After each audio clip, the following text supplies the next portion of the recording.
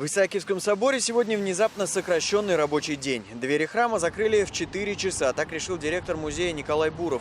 Чтобы сотрудники и туристы не пострадали во время встречи депутатов ЗАГС-собрания с населением. В такую форму несогласные облекли, по сути, митинг противников передачи Исаакиевского собора Русской Православной Церкви на условиях безвозмездного пользования. Это теперь пойдет из бюджета.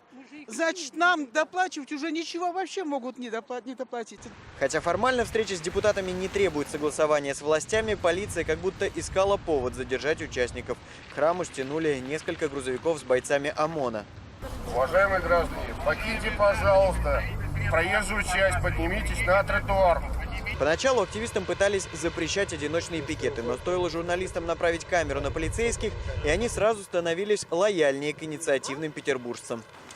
Я обращаюсь к жителям города и к Богородице, как видите. Я хочу, чтобы, как горожанка, чтобы музей остался в городе, в городской собственности, чтобы я могла посещать его не как храм, а как музей. Встреча у Исааки объединила представителей самых разных политических сил. Против передачи собора РПЦ выступили Алексей Ковалев из «Справедливой России», Борис Вишневский из «Яблока» и Максим Резник от партии «Роста». Все трое. По многим вопросам оппоненты партии власти. Для каждого из нас сегодня вопрос стоит так. Мы все можем потерять достоинство, человеческое достоинство, если мы смиримся с тем, что господин губернатор сказал, что вопрос решен, что человек, который абсолютно является временщиком с точки зрения своей психологии управления городом, имеет наглость нам всем говорить, что мы больше ничего решить не можем. С этим согласились большинство участников акции. Они же говорили, что следующий на очереди «Спас на крови», другой не менее прибыльный музей. Несмотря на то, что об условной встрече с депутатами заранее предупредить петербуржцев практически не успели, о том, что ее проведут, было решено накануне, сегодня количество протестующих можно измерять сотнями.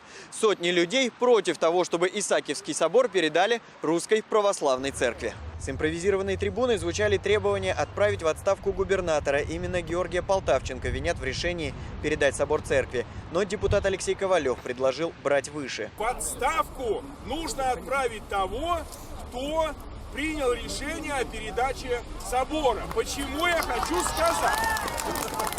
Потому что решение о передаче собора принято в Москве. Что может потерять Петербург? С ответом на этот вопрос в рамках пресс-конференции наконец выступил директор музея Николай Буров. Он собрал уникальную команду, и пока только она в состоянии следить за сложнейшим инженерным сооружением.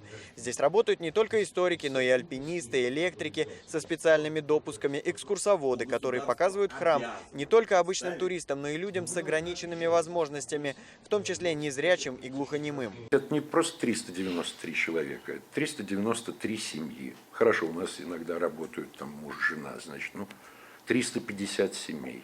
Это 142 несовершеннолетних ребенка на руках.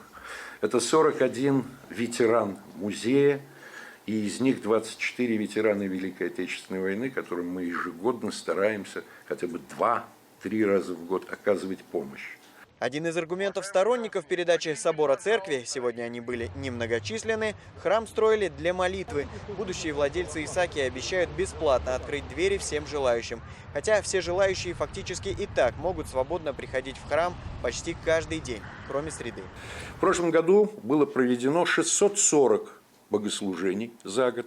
То есть это практически ежедневно, утром и во второй половине дня в 16 часов, кроме среды, потому что среда является технологическим днем. Чтобы повлиять на решение властей и вернуть Исааки городу, у активистов осталось около 2 лет. Такой срок займет процедура передачи собора. Положительные примеры такой борьбы есть. Так, долгие годы здание в центре Петербурга, тоже бывший храм, отстаивал директор другого музея – Арктики и Антарктики Виктор Боярский. В свое время еще Маркс сказал, и до сих пор это, по-моему, очень актуально, что церковь скорее откажется от 10% своей веры, чем от 10% своего имущества. Юрий Баранюк, Александр Глебов. Настоящее время. Санкт-Петербург.